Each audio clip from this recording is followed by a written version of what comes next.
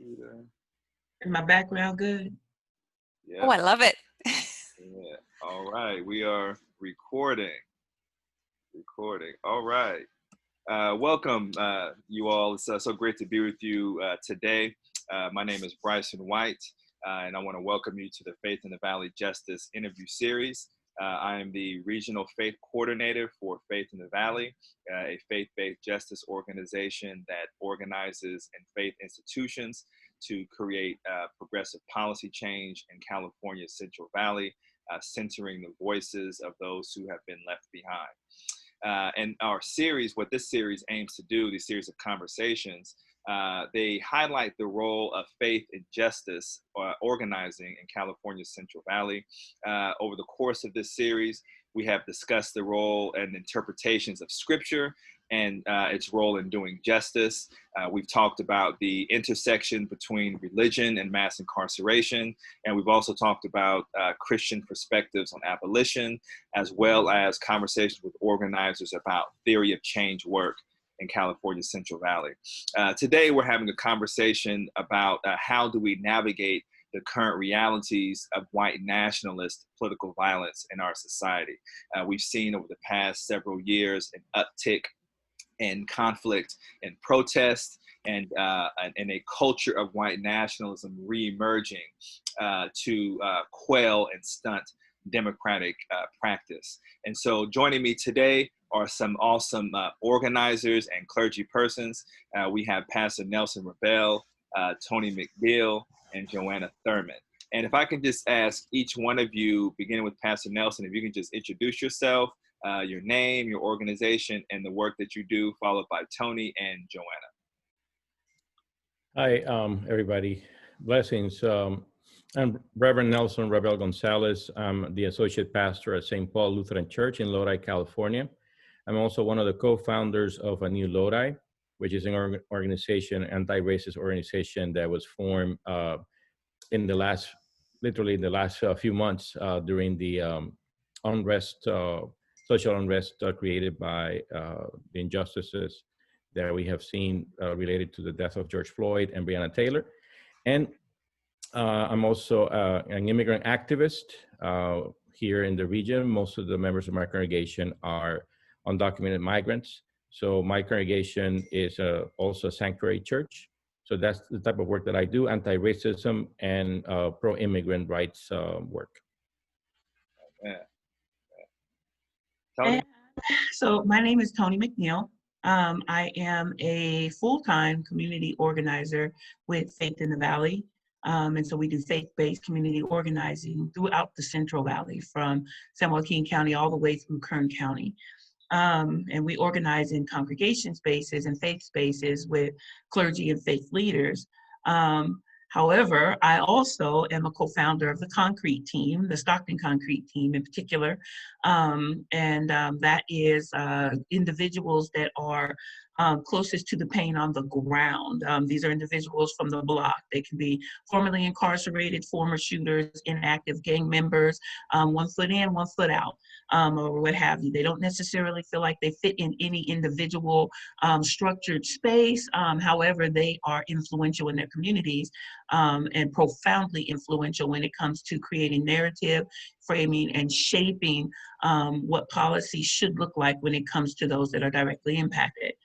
And I am the founder of Anti-Black Conversations, where we have very transparent and transformational conversations with Black leaders or Black individuals in Black communities with Black communities. So it is just a space where we can clean lens on how we look at ourselves through anti-Blackness, white supremacy, and racism. Amen. Thank you for all your work, Tony. Joanna? Yes, hi, good morning. My name is Joanna Thurman. I'm an advanced lay leader in the Catholic Diocese of San Jose here, so a little bit out of the Central Valley.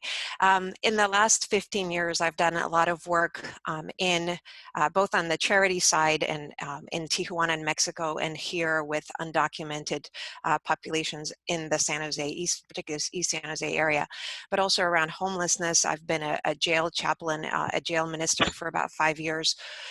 And in the last, so I've done a lot of justice work across different areas of need, but in the last 5 years, I really personally discovered nonviolence as a thread that unites not only a lot of the injustice, but also as the solution to that.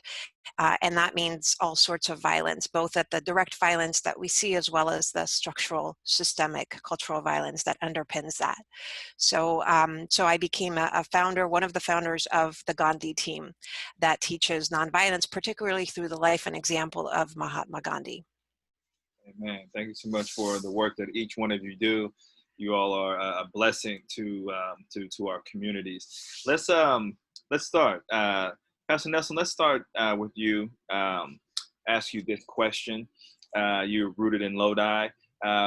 In your analysis, what are the roots of political violence in Lodi, and how have you personally encountered it, and what is being done to resist it? Well, thank you for that question, Bryson.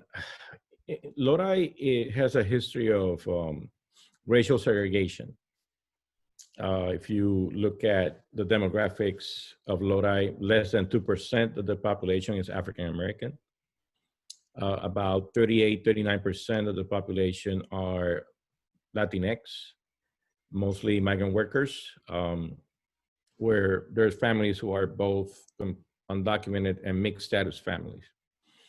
And the power structure as it is in the city, in the school district, in the business, chamber of commerce, all the different power structures in the city are minorities, the people of color are underrepresented. And that has been by design, that has been historical. This last election is the first time in the history of Lodi where 2 people of color were elected, for example, to the city council. And just to give you an idea of some of the political violence, back in 2016, 2017, when the city was basically confronted with the prospect of a lawsuit because they had not gone to district voting as a city. It was the Mexican American Legal Defense Fund that forced the city, and many of the actual city council members at the time were opposed to that, to going to district voting, because they knew that, for example, the East Side, where most Hispanics, most people of who work in the fields live, and a lot of people of color from Pakistani immigrants live, they were going to lose that seat probably, right? So the power structure put a little fight, but thankfully they realized that if they weren't against it, they were going to get sued and lose the battle in that sense. So I hope that, so that's one aspect of the political violence, in the sense of creating barriers for people of color to be part of the power structure of the city. So that's a big concern that we all have. We have had throughout our presence here in Lodi. And also, you look at the school district, similar situation where 66% of the students are students of color, 2/3. But the school district board does not represent those numbers. And then in the allocation of resources, you might say the mission, the ideology, or the practice of how the school district should operate does not take that into account, where the main source of the beneficiaries, the clients, if you will, of the school district are mostly 2/3 people of color. And the school district does not represent that in terms of the people who are in power, making the decisions that affect the lives of 2/3 population, where people of color are the majority, as you can see. So those are some examples. And in terms of the history of Lodi, there was a cross burning here in 1999. Actually, it gave birth to, that event gave birth to a group that was called the Breakthrough Project. And that group basically started some of the anti-racism work here in Lodi. through the years, and especially in the summer of 2020, this last summer, a lot of other groups have started to emerge and counter and kind of like add their voices, particularly people of color, kind of like taking more of the front stage and the leadership of those groups, because breakthrough of more or less have always been mostly good intention, goodwill people, mostly Caucasians who have been committed to anti-racism work, but that, as we all know, has its limits. And I think now in the last 6-7 months, young people, people of color, African Americans, Latinx, Asian Americans, Arab Americans have taken a more prominent role in the organizations and in the leadership of the marches, and even to the point where the organization that I helped co-found, A New Lodi, is an organization that has people from the LGBTQI plus community. We also have people, Latinx people. We have Caucasian allies, and we're expanding our base to include.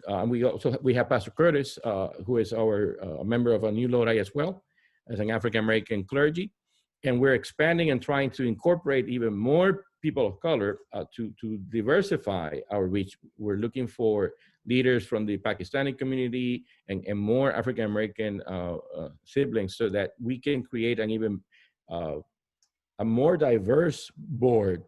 Right now it's about 50-50. So yeah, that's kind of like where our focus is. A New Lodi is trying to. We are reviewing the police manual. We just did. We're giving suggestions. We're giving our input. We're bringing people from the community in our monthly meetings with the police chief, and we're not in this sense a bridge. More than that, we are actually advocating on behalf of the community. We're not a bridge between the police and the community.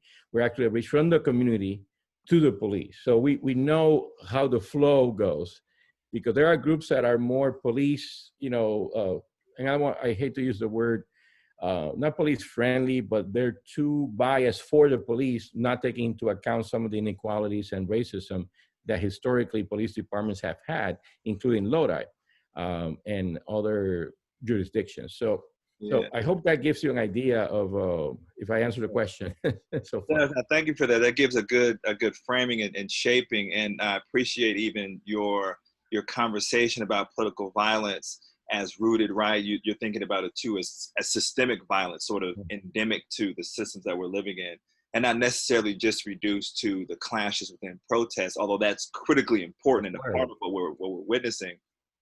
You also gave me some good backdrop to the city's sort of how political violence is constitutive to Lodi itself. Tony, you are on the ground concrete organizer. You know what I mean? You're a part of the concrete team. You're on the block with it, right?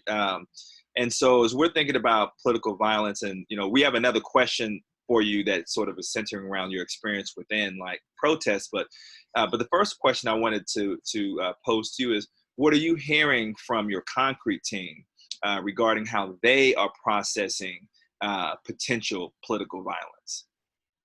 I love the question. I love the question because the first thing that I had to do when the question was presented was ask you to describe what you meant when you said political violence. And I appreciate that. The reason I'm learning to appreciate my curiosity is because I'm learning that my curiosity is a reflection of the unknowing that resides within the concrete. So when you say political violence, well, on the block, we dealing with political violence every day. So when you're saying how are we processing the potential increase of political violence? Well, I mean, shoot, we process it every day. Every day we politicking with the police on the block. Every day we're dealing with the politics of them being over policed within the communities and showing up. This is the marginalized population that the police live in. They come and they're expecting violence. They come with their cynicism already embedded in the way that they move. And so we deal with racism on the block all the time. We're dealing with it, you know, in every area when it comes to food deserts, when it comes to housing injustice, when it comes to, things, resources that we can't tap into and receive and all of that. So the politics hasn't changed. It's just an uptick. This is just the natural embedded flow that we deal with. The people that are realizing that there might be an uptick are the people that don't live on the block. So so as I read the question and then I explored, what was being asked and how it's being framed and shaped, I guess what I want to just raise awareness to is on the block, on the concrete, we dealing with this politics all day long. It's not an uptick or an increase. It is an everyday flow of life. We just haven't been a part of the conversation outside of the block because everybody that's outside of the block wants to have somebody that looks like and speaks like and can code switch like me at the table because I'm more palatable, for them to actually engage with. And they're afraid to come to the block because those are the ones that they're actually showing up for all the time. So cross burners, now they're not going to burn a cross on the block, but we're dealing with that. We're dealing with the ramifications of that all day, every day, all the time. No, that's real rap. That's real rap. So like the clashes that we're seeing in the public space, from what you're lifting up, that's not bringing any type of newer forms of anxiety that folks are living with on a day-to-day basis. That are suffering from violence at behest of the state, you know what I mean, and violence that is sort of constitutive to their reality. So that's a really big and important piece that you're laying out. And I appreciate that those.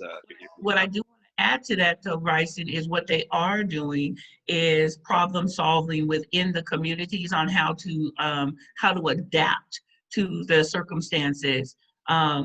Without even having to go to political officials and what have you. So they are making the necessary adaptations within the community while everybody is sitting at the table trying to figure out what to do. And they're already doing.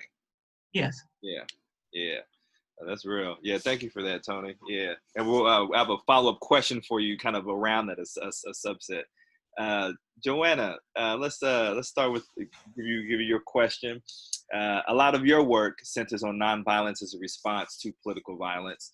Can you share some examples where you have seen nonviolent tactics in the face of political violence work?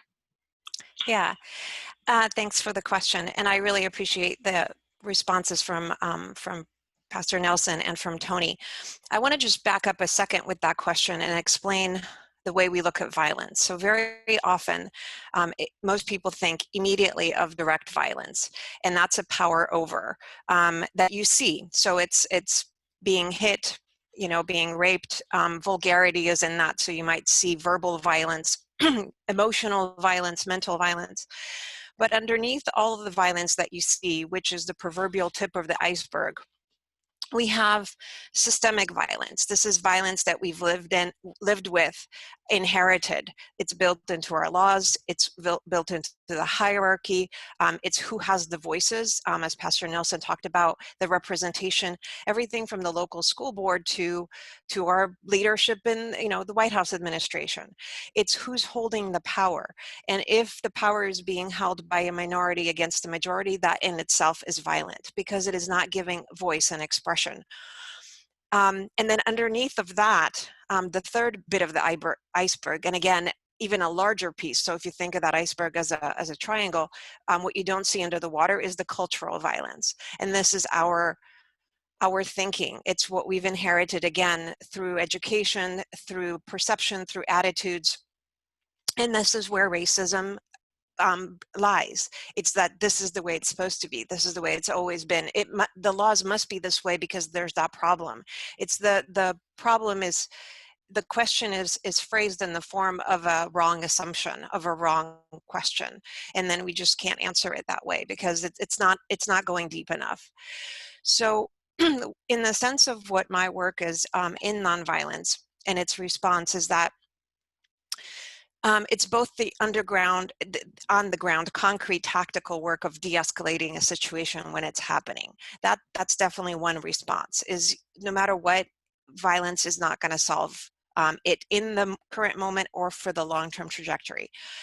But also, it's building movements, momentum, and changing hearts and minds, right? So building movements and momentum strategically over a period of time. And that period of time is always longer than people want it to be, but it is. And that will change laws, it'll change structures, it'll change that power hierarchy over time. And beneath that, so the response to the third layer of violence is transforming hearts and minds, right? Because if you transform a person who is currently an enemy into a friend, you have no longer an enemy, right? That's the best way. And changing laws doesn't change people, as we have seen. I mean, we have had changes over time politically with the civil rights movement. I'm about to get into examples of this, but that doesn't mean it changed everybody. And we see that, we still see that, right? So now you asked, when has it worked? A wonderful book compiled by a lady, actually two ladies, Erica Chenoweth and Maria Stephan. They wrote a book called Why Civil Resistance Works.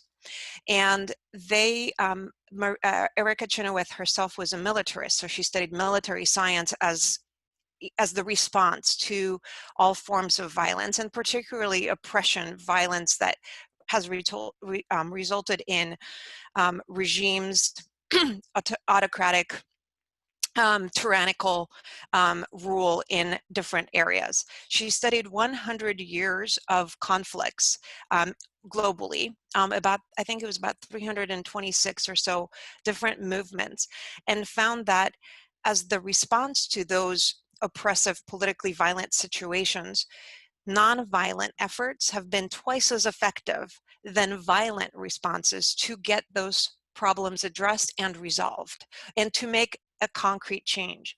So in those, of course, was everything in the civil rights movement. That was a positive growth in the US, but it was also international. So I'm from Poland originally. We had the Solidarity movement that was able to move us into democratic rule and overthrow communism. There's in Central Valley, we had Cesar Chavez and Dolores Huerta, and the campaign that brought about the farm workers movement, and they achieved that through a broad array of tactics. So very quick for me to talk about those. There's the strategic part of nonviolence, which is protests. We very often think of protests, and also maybe calling your congressman, writing letters, but there's so much more. A wonderful scholar named Gene Sharp documented 198 methods. I think there's a lot more now of nonviolent resistance, and these are strategic things that build on each other. We saw them happen in the abolishment of apartheid in South Africa, here in the civil rights movement, because, you know, Martin Luther King studied the work of Gandhi in the Salt March and the overthrow of India's oppression by British rule. Gandhi himself, few people know, studied Jesus, the man of history, and his work of nonviolence at a time of Roman oppression. So these are campaigns. It's refusal to participate, for example, refusal to pay taxes is a form of nonviolent resistance to continue to give our money to the military or to oppressive laws and rules. There's strikes, boycotts. All of these have been used over time. So there's 198, like I would say, and more of these strategic campaign methods of nonviolence. The second part is principled nonviolence. And as far as I'm concerned, it's the thing that's most critical. If we want to get to the beloved community and we want to get to the kingdom of God, we have to transform our own selves. That's where it always starts. So if we think, act, love whoever is our enemy, that is what wins. And we have to believe that. And that's a lifelong journey. And you have to be willing to sacrifice. So you can't just say, I'm fighting for that cause, I'm fighting for this, but it's no skin off my back. It always has to be skin off your back, because really it comes out of a love for brothers and sisters everywhere. And for that to happen, the truth is we must sacrifice. So my group, the Gandhi team, tries to impart that wisdom, that historical wisdom of nonviolence and its power, active power to transform structures and systems through classes and education and our participation on the ground. Yeah, now thank you for that really insightful historical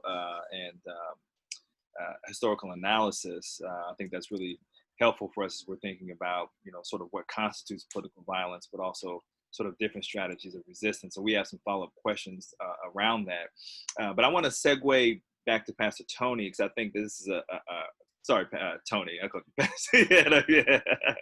Going back to Tony. The second question I want to ask you is related a little to what Joanna's lifting up. As Joanna's lifting up sort of the historical and also the tactical components of nonviolence. What has been your experience as the target of political violence? And how did you handle this in-your-face contact, right? I mean, I know Pastor Nelson can speak to this too because of the situations that we're jumping off in Lodi. But let's begin with you with that question. Ooh. So, yes. Oh my gosh, especially following what, and I took frantic notes, by the way, based on what you were sharing, and based on that, so you inadvertently said Pastor Tony, and I'm not a pastor, and in order to do the work that I believe that I'm called to do 100%, I had to make an executive decision to step down, actually, from being an ordained elder in a ministry, because I just was not able to, in earnestness, give my full 100% to the building up of the ministry and doing the work that I felt I was being called to do on the concrete in the community. And so I'm saying that to kind of frame where I'm going with this. So internally, to the core of me, I think that my biggest Achilles heel is the love that I have for the community, the love that I have for people. I do not believe that broadly, I believe that it's a small minority of individuals that are just corrupt to the core of their being. And that the majority of the people that you will see operating in behaviors that is unbecoming of them, I'm choosing my words very carefully in this, and operating in blind ignorance. Hatred is rooted and laced in ignorance, I believe. And that, and I feel, based on my faith tradition, there's a lot of spiritual blindness that is governing those that are being led by hatred. I'm saying that and shaping that in this way because when I come into spaces that are very volatile and saturated in a lot of tension and strife, I literally can feel myself being governed, my steps, my feet, all of that, by deep love. And I cannot shake it. That love is so overwhelming that the noise of the racial slurs and hatred and things that are being spewed out in that space, they do hit like darts. However, I'm so shielded in that moment from those darts that are coming at me because I'm being so driven by love. Now, that was me shaping it. An example would be I was in a demonstration the last space. This has been a horrible year. It has been a very, very challenging year. And racism, I've experienced it in ways that I have not in the past. I've been held against my will after wrapping up a demonstration by a white man who wanted to teach me a lesson. I've been in spaces where youth were demonstrating, and they were surrounded by hundreds of Trump supporters. And so Trump supporters, Blue Lives Matter supporters, it was just a big combination of the good old boys, all of them. And so I'm gonna land there. In that particular space, I didn't realize until after the fact of how traumatizing of a space that I was in. My focus was to make sure that those that were doing their peaceful demonstration, that they were covered, that they were centered. And I became, as an organizer, my job at that point, my assignment was to give them, to ensure that they had a visible, tangible leader that would refocus and center them on what their objective was, to stay focused. The bigger part, and I'm saying this in this space, and it's kind of hard to break it down, the bigger part was to create, in a sense, a shield of protecting. So I led them in love, which then gave them a covering of love that they were able to hear and see me, no matter how loud all the other voices were.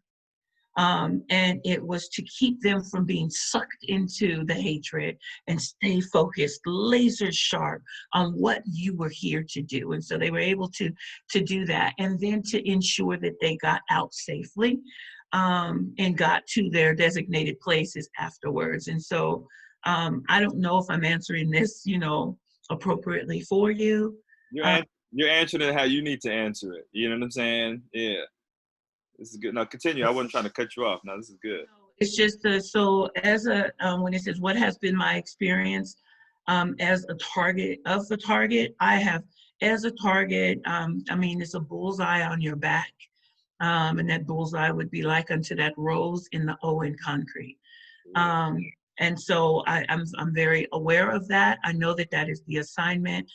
However, I realize as a community organizer and as a community leader that I need to be very, very intentional on making sure I'm deeply rooted in love, and that I'm not allowing any of my biases that I have to be so self-assessed, and I have to be so rooted to the core of what it is that I believe in. I believe in nonviolence. I believe that to the core. I know there's a place, a time and a place to turn up. That's what I call it. I believe that we can do this and get our point across. I believe in setting an example for those that need to be set an example.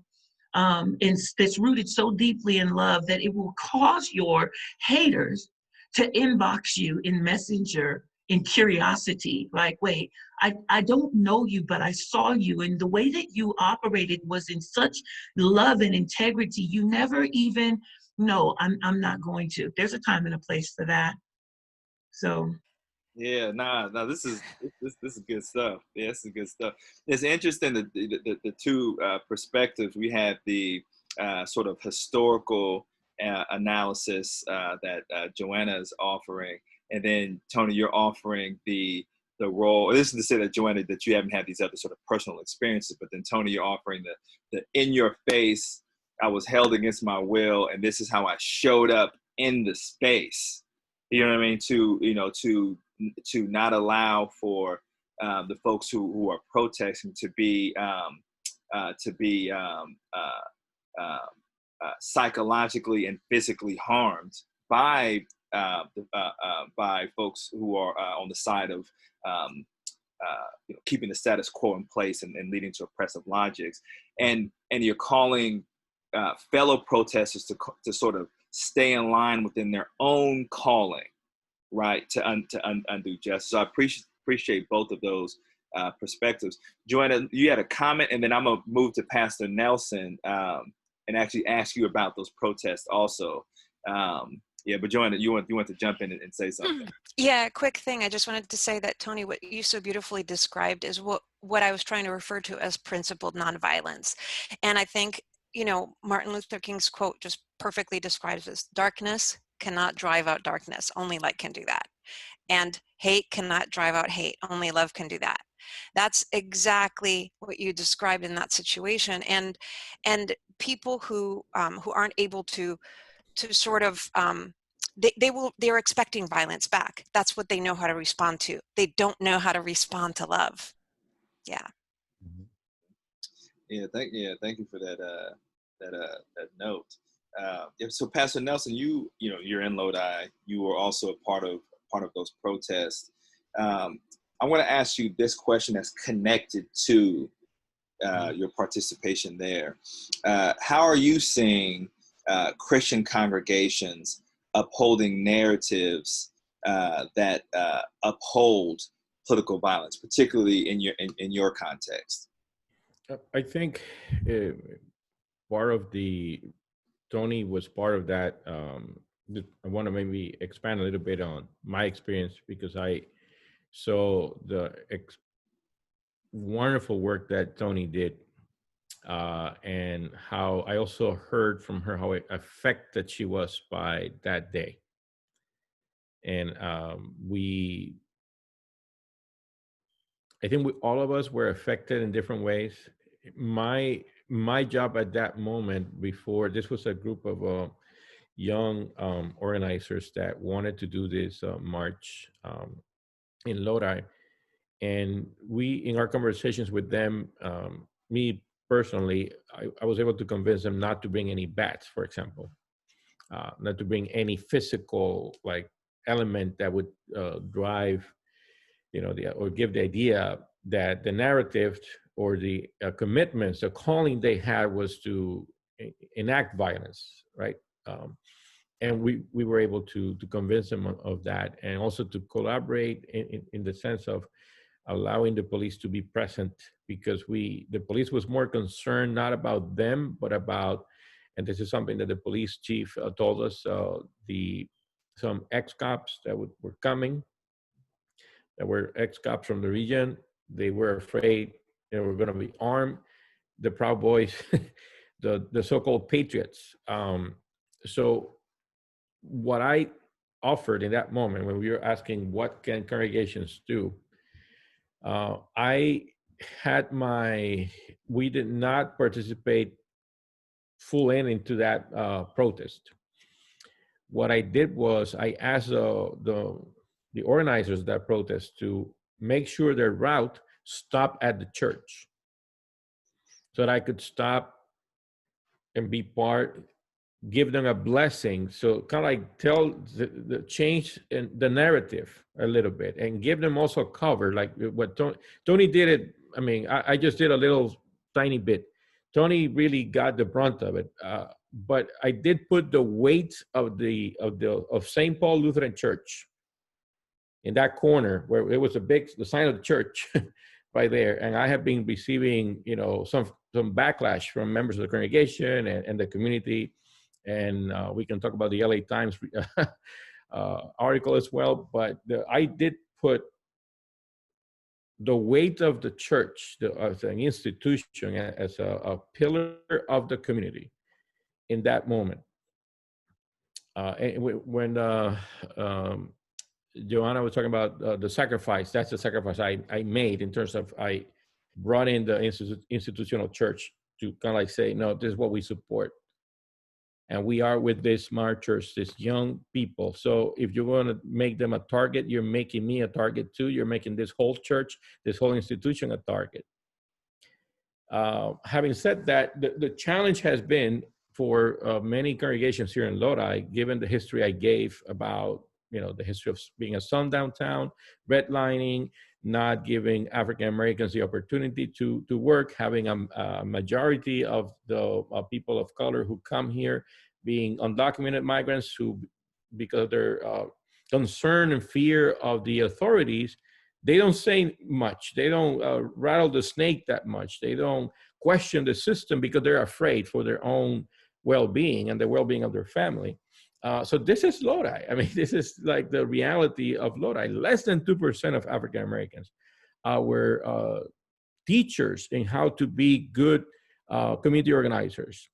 And I say that with the full weight of what I'm trying to say with that. Like keeping the Latinx community separated, distanced from the African American community is by design. And this is where we need to come together, right? And not just the two largest minorities in the US, but bring all the minorities together, right? But this here in Lodi is by design. You keep a class of undocumented migrants segregated. You don't give them access to any kind of power. And you keep African Americans away from town. By redlining, not giving, making sure your police is not diverse, that the police basically creates that perimeter, right, of protection for the community. And again, the history of being a sundown town. So the challenge for congregations is that they need to, Lutherans, we speak of every day doing our holy baptism in the sense of dying every day to the old ways and rising every day to the new way, which is what St. Paul says in Romans. And the problem is that the churches in Lodi and most of the leaders, religious leaders in Lodi, do not want to die to white supremacy and do not want to die to white Christian nationalism, which are the roots of all the racial inequalities and evils in the history of this nation. Because there's power. I think when the only thing, and you have to understand, theologically, Lutherans were more pessimistic about human nature. So let me just say that. My only disagreement, not with what has been said, is that I do believe that, and this is, I think, something we really need to take into account, is that there's an element of survival from those who are holding power that they see, when they see advancement on behalf of any group, they see it as a threat. And that's why the response, the political violence, is as simple as not allowing the city of Lodi to have district voting. I mean, when you were talking about political violence, I know they didn't go straight to like, being harassed, narrate some of the events that Tony experienced more firsthand. I was harassed as I was preparing to bless on that day the community, but nothing compared to what Tony experienced. And I want to be clear about that because I want people to understand that. But at the same time, the political violence is, like you were mentioning, Bryson, it's embedded in the system in such a way that, kind of like what Tony said in the beginning, like we live it every day. And just to say a quick story, I have never seen in my life, ever, a young Latinx woman being harassed by a middle-aged man, a white middle-aged man. I saw it here in Lodi. It was not during the protest. It was before the protest, when there was no COVID, no George Floyd, no Breonna Taylor, no unveiling of and when I say unveiling, the inequalities were there. We just had an unveiling. Now it's out in the open. But before that, I saw that.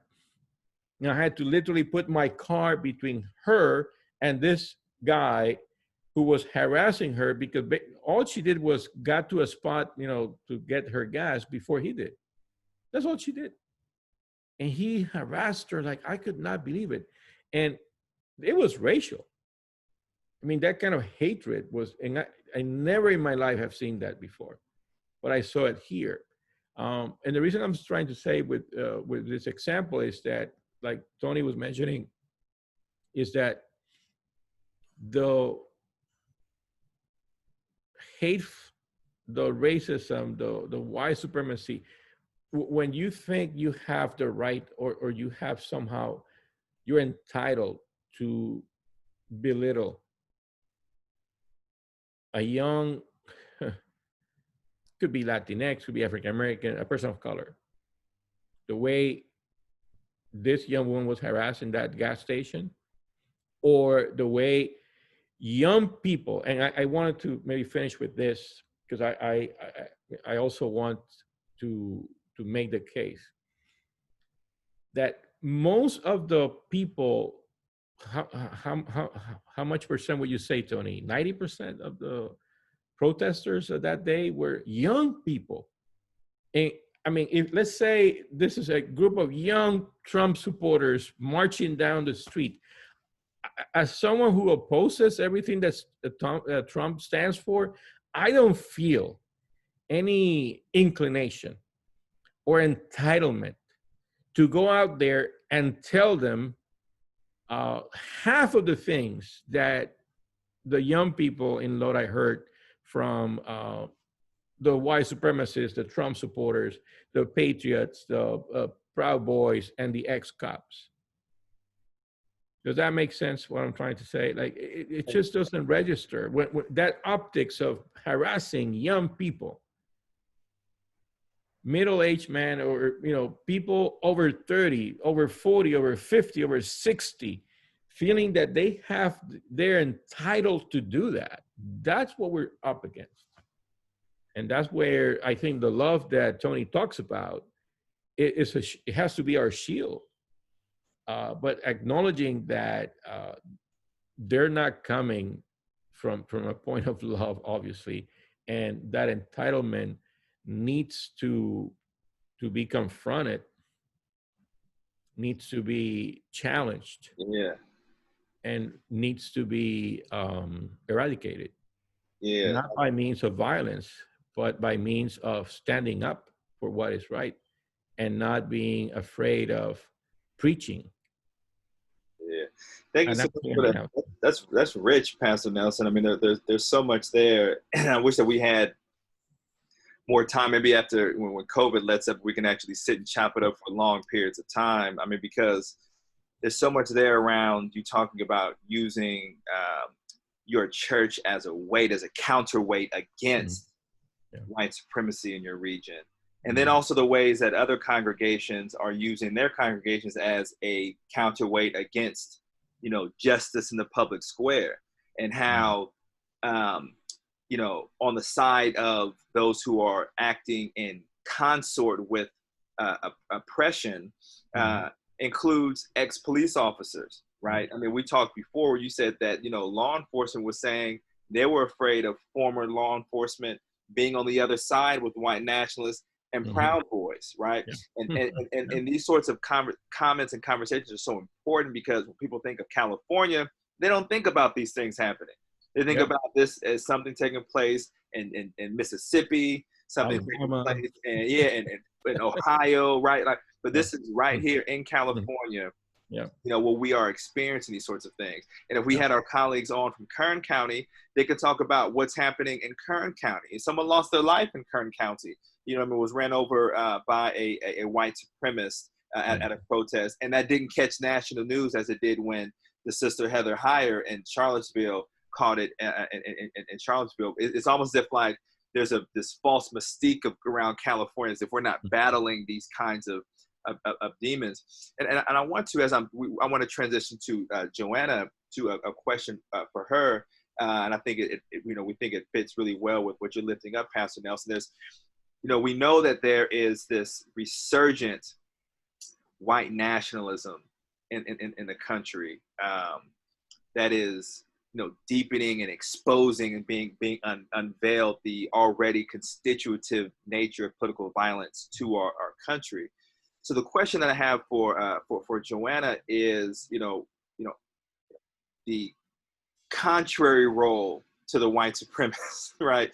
What do you think the role of, and I'm gonna put in quotes here and ask the question in quotes, of conscious, because that's kind of like a contested sort of term. Where I don't even know what I really even mean by that, to be honest. You know what I mean? But what do you think the role of conscious white folks during moments of this white nationalist political violence? What is your role?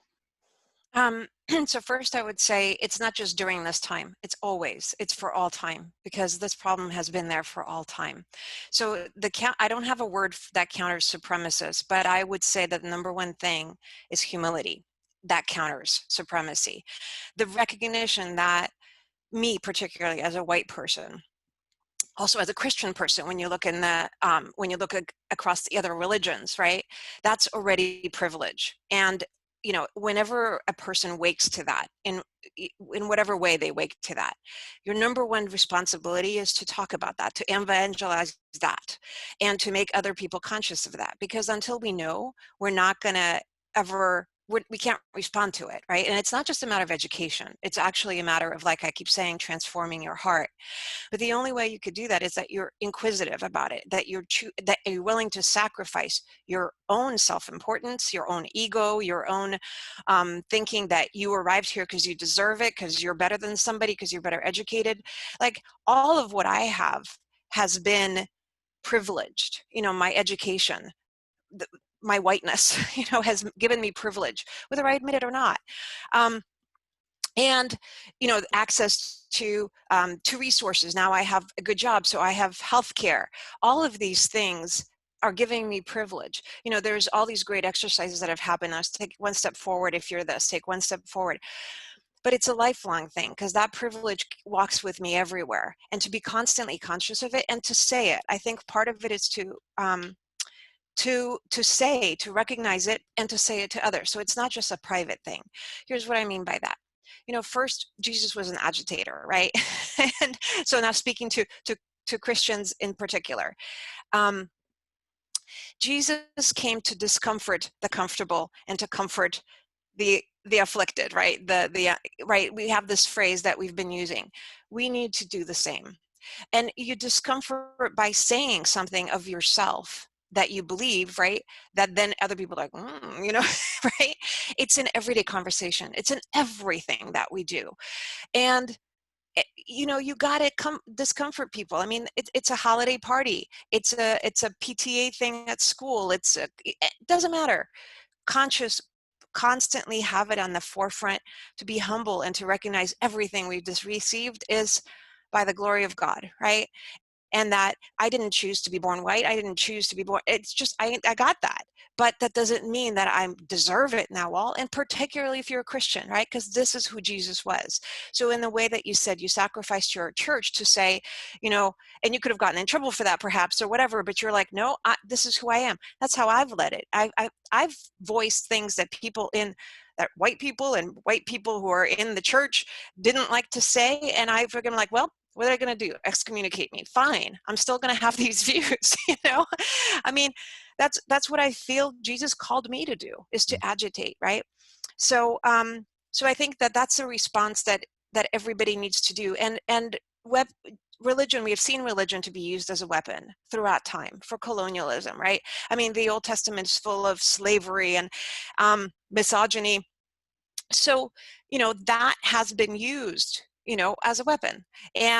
But we also can't throw out the baby with the bathwater. Sorry, all my cliches. But, what's good is Jesus. What's good is the gospel message.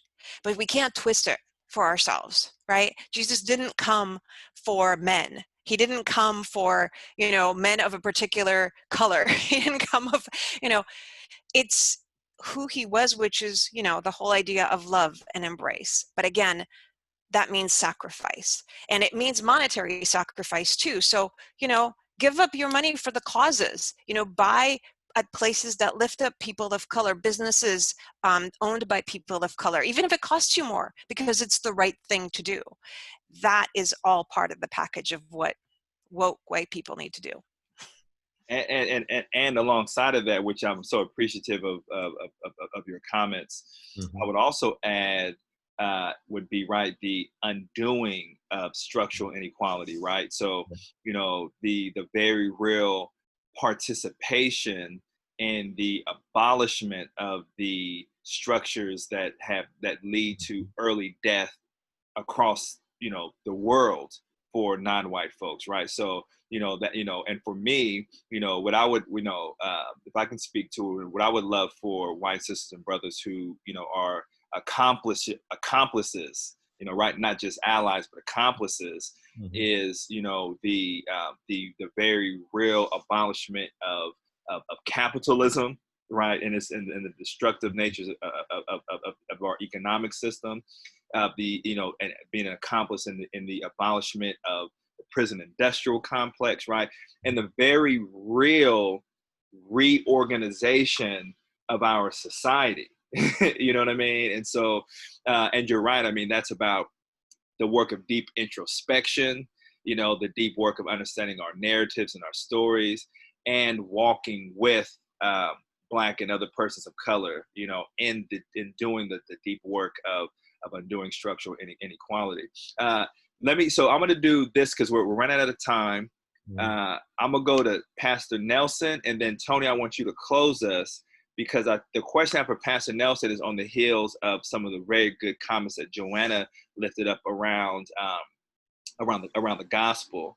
So I'm going to ask Pastor Nelson a preaching question, and then I'm going to ask Tony to conclude us with an organizing question for folks who are listening and who want to on-ramp into the great work that you are doing. Let me pull this question up. I know I sent it to you, Pastor Nelson, but let me pull it up. So for you, what sort of preaching is necessary during times of deep political strife and tension? And you know, and you can kind of take that question as you sort of see fit. You get to sort of eat the crux of what I'm saying. No, thank you, Bryson. I just want to make a comment before I address it directly. We're asking our siblings, or the white community here in North America, in particular, but I think throughout the world, to have a kenotic moment, that kenosis from Philippians chapter 2, that emptying, in a way, that is sacrifice, right? Losing privilege and power for the sake of the beloved community that Dr. King talked about. So I think that's what we have to preach, that kenosis in some respects, to those who are in power, those who are creating the capitalist system. In Puerto Rico, we called it, you know, kind of like a wild capitalism that doesn't take into account the people. That needs to die. That needs to be reborn into a different type of economic model. I don't even want to use the category of what kind of model it may be, because at the end of the day, economic systems, they're economic systems. There's different ways of moving the economy. But the dimension, there was a Roman Catholic priest, Jesuit, one of the Jesuits that died in El Salvador in 1989, Ignacio La Curia, who talked about and I think other liberation theologians have talked about this as well, like the idols that we have created that require victims. And the economic system that we currently have required a lot of victims in order to be elevated and worshiped and survive, as if the life force of the victims fuel the system. And I think that's what needs to be broken. So the preaching has to create a worldview, a narrative where people can see themselves in that divine narrative, that divine story, where they're actors transforming the world in the image of, in the particular case of Christians, into the kingdom. And I don't use the word kingdom like with the king, but K-I-N, kingdom, sibling kingdom, right? That, let your kingdom come to us, thy kingdom come. That's what we're working for. And I think as long as if we are able to preach denounce the structures, the systems that are requiring victims every day. The police state, the jail industrial system, the military complex system. When we describe the agro industry here in the Central Valley, that requires, on one hand, it's kind of like a irony. You pass through 5 or 99 when you're going from LA to coming over here to the valley, to the Central Valley, to Lodi, and the owners of land who are benefiting from the immigrant work, they are supporting let's say, the Trump administration's policies of anti-immigrant sentiments and nativism. So there's a cognitive dissonance.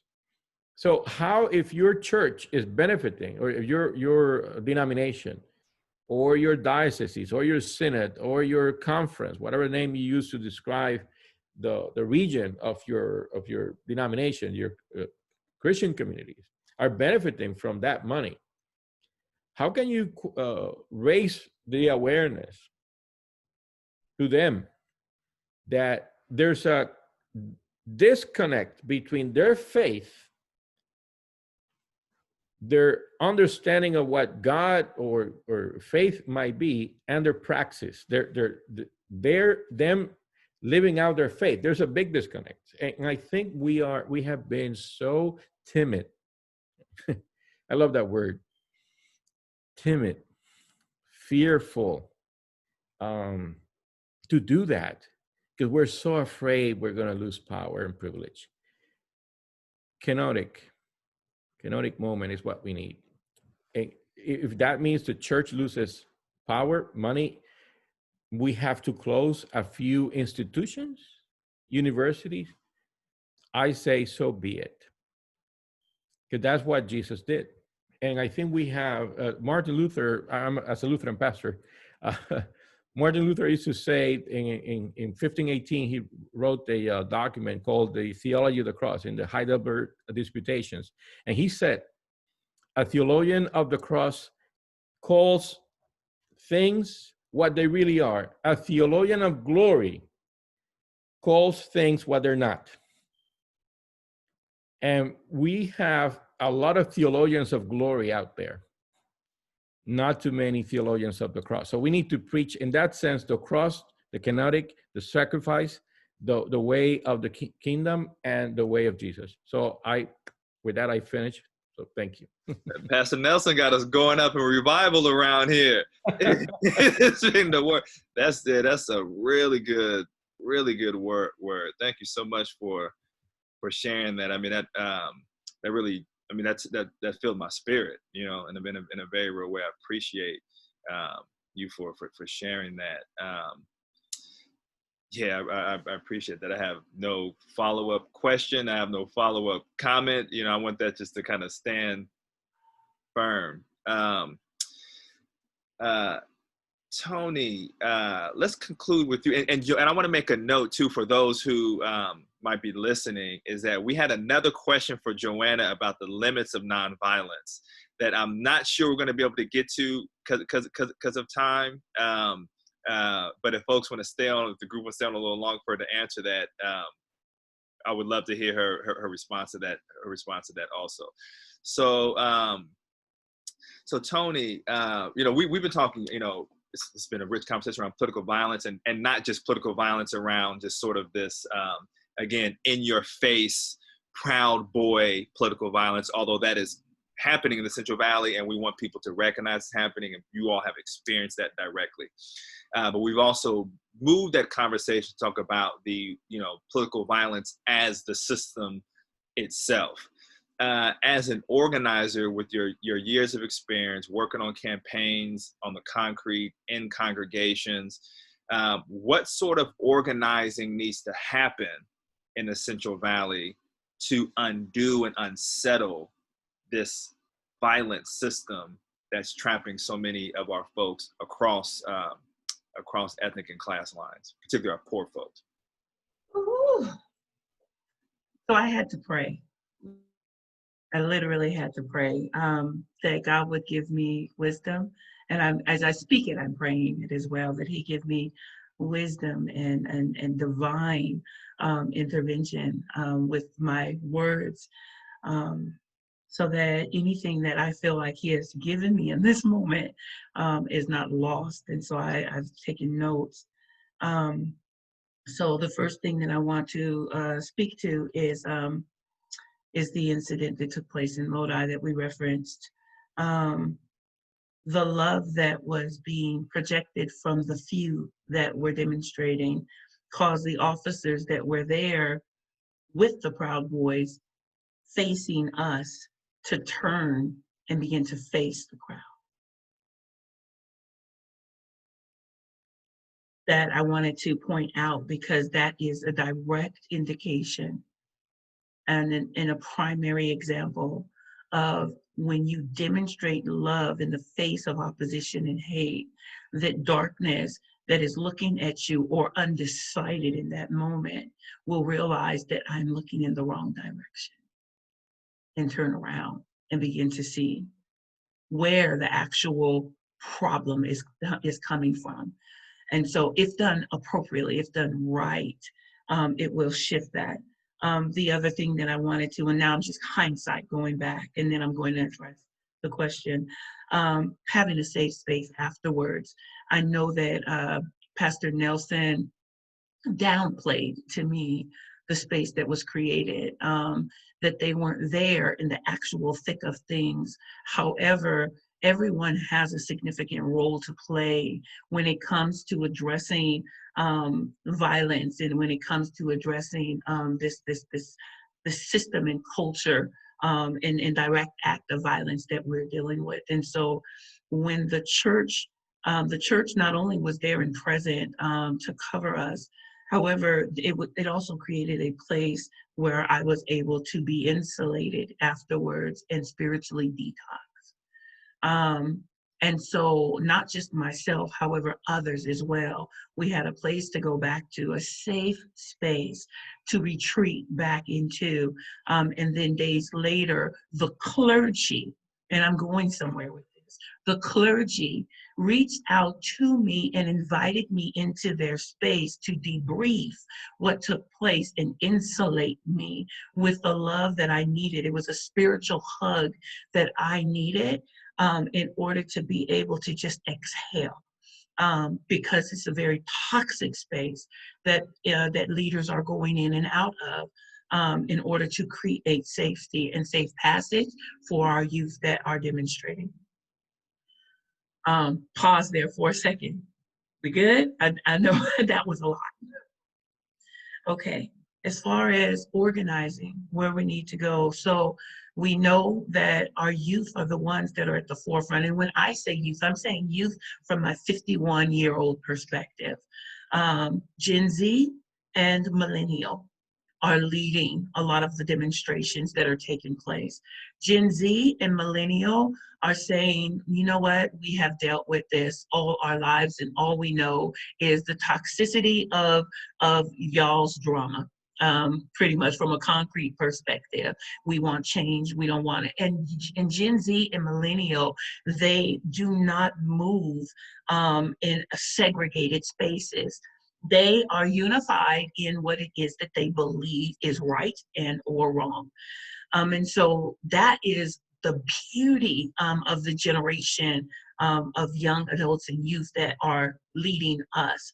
However, in our arrogance that is steeped in some of our culture, you know, white supremacy from, you know, just our stuff, we are not following their lead and following their example. So what do we need to do in organizing? One, we need to be very, very cognizant of the direct violence, the systemic violence, and the cultural violence. And we need to organize in all three of those spheres. There should be consistent organizing that is taking place in all of those areas, those structures, at the same time. We need to respect that process of organizing that is taking place in those three those three areas, those three dichotomies of violence. And we should be coming together, whether it's quarterly, biannually, however, and then debriefing and learning one from another as organizers of how each thing is working together. We need to, and I wrote down these things, we need to listen, equip, empower, cover, and heal. We need to listen, equip, empower, cover, and heal.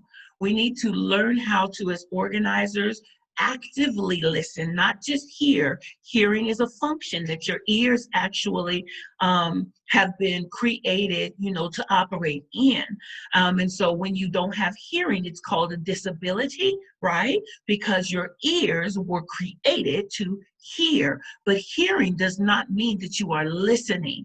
Hearing just means I heard something, but I did not ascribe meaning to it. I did not process it. I cannot retranslate or translate what I just processed and ascribe meaning and then apply. So we need to actively listen as organizers to what is being said by those that are directly impacted in these margins and outliers of our community. We need to actively listen to our enemies, or those that we have called our enemies, opposition. We've got to become masterful at sitting in the middle of two spaces and actively listening to what is being said and ascribe meaning to, because there's a lot of pseudo conflict taking place, because political and power money is dividing those two spaces so that they're not able to communicate effectively. So we need to listen in our organizing. We need to equip, train individuals. We need to equip with tools and resources. We need to equip with our connections and influences. So when we actively listen, we should be listening and following suit. There should always be training and development. There should always be opportunities for people to grow.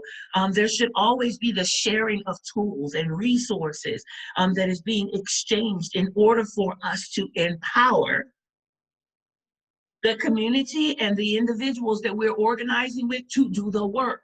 And so when you empower, that means that I'm providing a covering.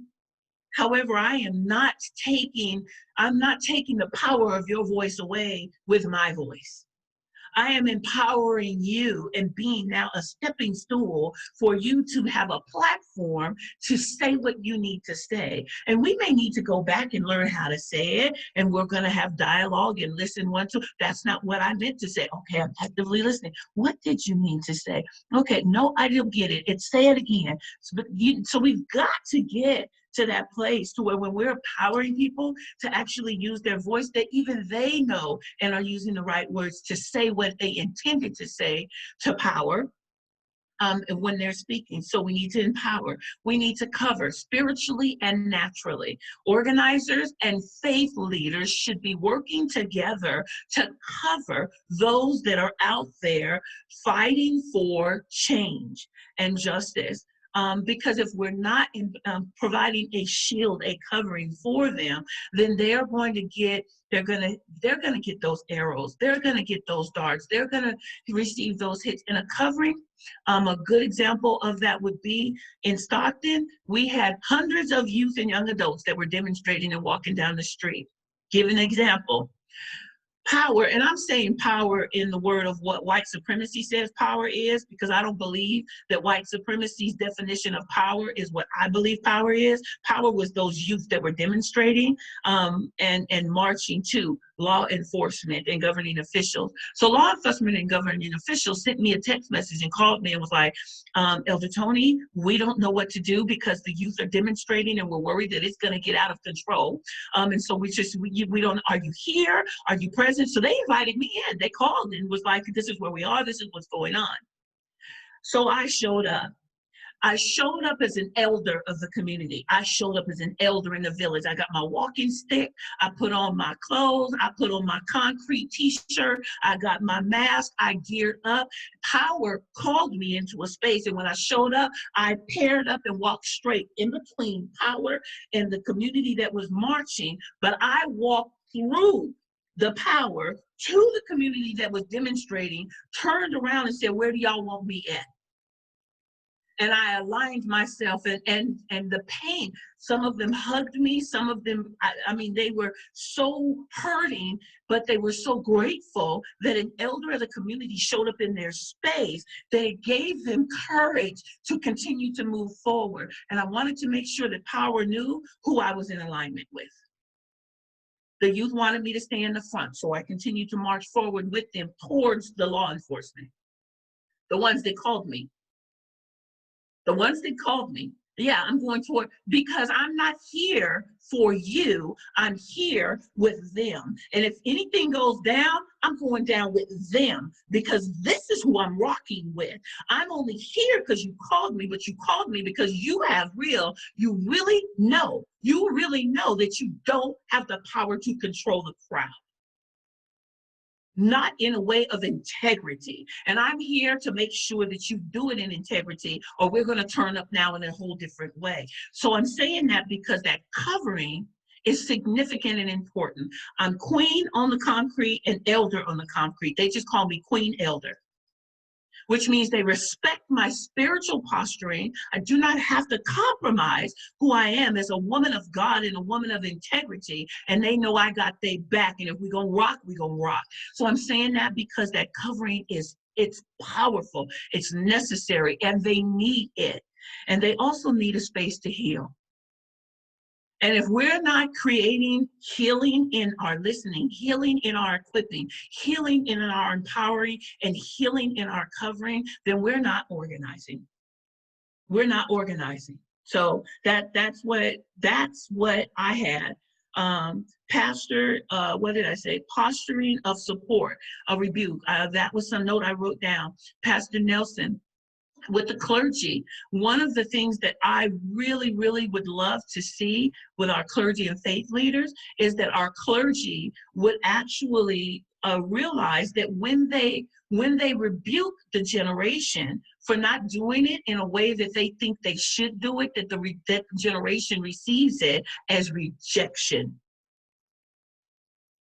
And because they're processing it as rejection and not constructive criticism, because there is a breach in relationship.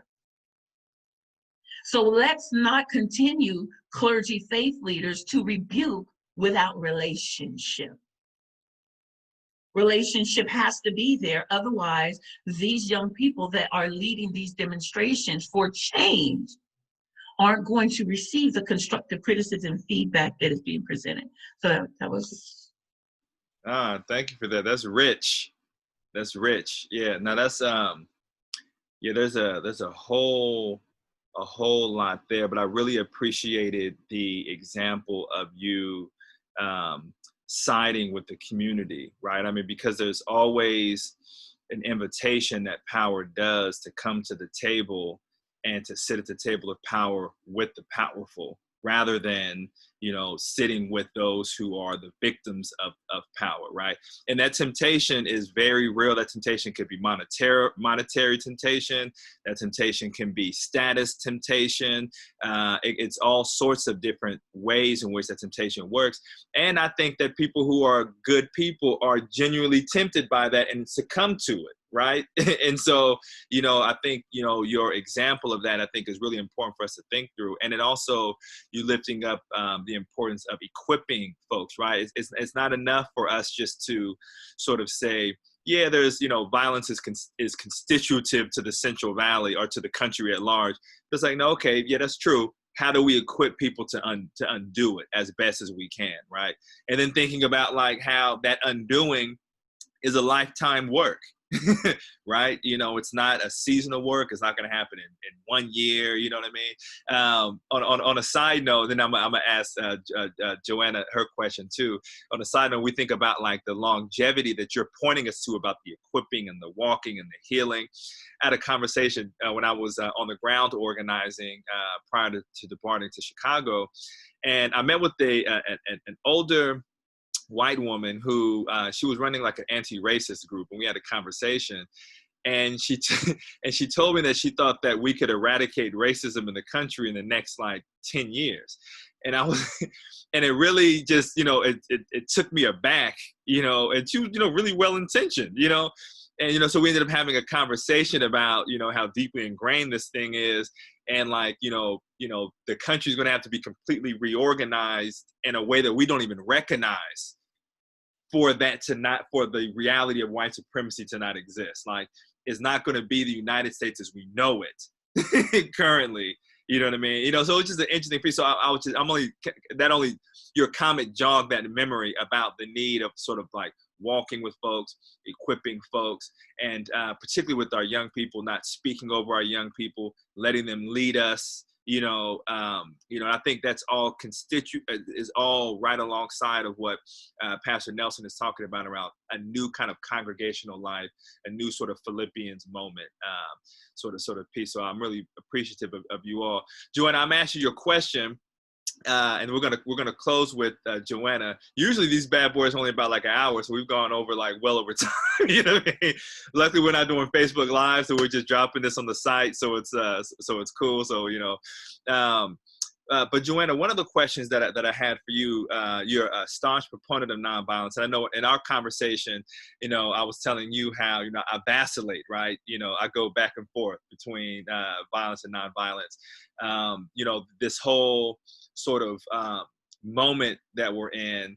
I've never owned a gun, and I was really on the verge of buying a weapon. Right, my whole family, like I didn't grow up with guns in my home, you know what I mean? But we're like, man, should we get a gun? Because with all that's happening. So the question of nonviolence is like I go back and forth, So for you, you talked about the beauty of the tradition of nonviolence and the effectiveness of nonviolence. What are some of the limits to nonviolence as you would see it? Thank you for that question. There are none. I'm just going to categorically say there are no limits to nonviolence. It just doesn't always work the way we think it does and as quickly as we think it does. Realize that Jesus himself had members of his discipleship that were zealots. They wanted him to be the rebel that overthrows the empire. They wanted him to take up arms. And they were upset that he died on the cross for the cause, right? Forgiving his enemies. Can you just imagine that? They're like, dude, I thought we had something going here, right? And so like, that's, we see that in every movement. It happened in the civil rights movement. We had Black Panthers, we had Martin Luther King, we had this in Nelson Mandela and his opponents. We had this in Poland, in my home country. We had people who were like, no, that's it. The communists have their tanks and their militarized police. We got to do, the same. No, nonviolence always works. It just, like I say, it takes sacrifice. And that means we have to also sacrifice what we think are our expectations. Certainly not 10 years. That's a sacrifice too. You're going to be in this fight for as long as you live, and it's still going to go on, and it's still a righteous fight, and it's worth fighting. And you fight it because nonviolence is an active force. It's not passivity like, you're doing it with your whole conviction. You're bringing your love, even when you feel threatened yourself. And even when you feel insulted, you're still bringing your love. That's courage. We just don't think of it that way. So I'm going to leave you with the story of personal courage, personal power of nonviolence from the civil rights era.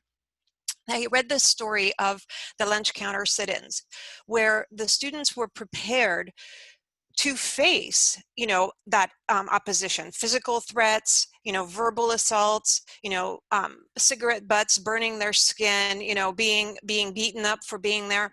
But also they had the white allies who went through that same training saying, you too, by sitting there at the lunch counter refusing to leave, are also going to face that same contempt and, racist opposition, because the whites are going to see you as traitors, right?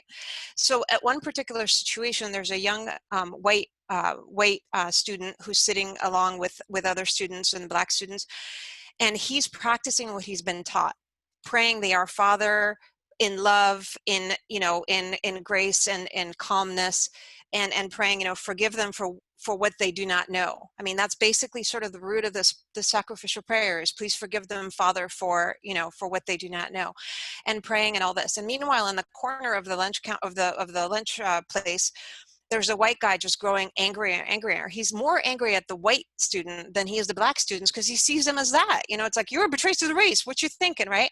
So he he grabs his gun from, not a gun, sorry, his knife from the table, grabs the white student, throws him to the ground, has the knife through his throat, it's true story, and goes like, "Oh boy, what you be doing? Like, you know, why are you betraying? You know, why are you this, right?"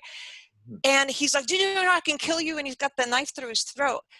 And the student very calmly goes, "You do what you have to do. I'm still going to love and forgive you." And it came with such force, such conviction, such calm, even though I'm sure he was scared, right? That the man was, like we said, confronted with this power of the fact that the boy is now saying to him, "I'm going to love and forgive you before you even, you know, harm me. And the fact that you've threatened me," that the man drops his gun and runs out of the, you know, the place. Not his gun. I'm sorry. I keep saying that, his knife. But the point is, you know, we don't know what happened to that particular man. You know, how was he changed? But that is palpable change. You can hear a pin drop, right? We have examples of this, and people will say, "Well, yeah, that's great, but it wouldn't have worked against Hitler."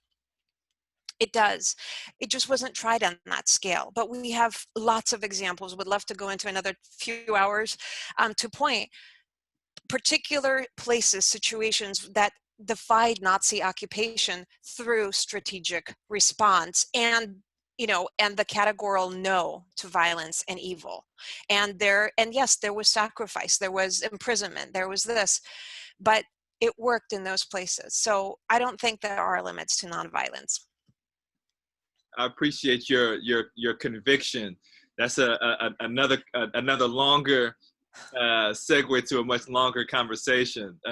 Yeah, I wrestle with it, but I am appreciative deeply of the tradition, and I'm most shaped by that tradition than other traditions. But yeah, so I appreciate the example. Wait, can I give you what I'm going to leave you? Sorry, because I'm representative of the Gandhi group. I have to say this. In South Africa, when Gandhi addressed, there was racism there against the colored, right? So when he came as an Indian man to South Africa, he was, even though he's a lawyer and well educated, he faced this racism. So he stands and he's trying to motivate the Muslim majority and the Hindu majority not to be violent against, you know, their oppressors. And he says this famous quote, because somebody says, "Oh, we should fight for this. We should kill them before they kill us." And Gandhi stands up and famously says, "In this cause, I too am prepared to die, but there is no cause for which I am prepared to kill."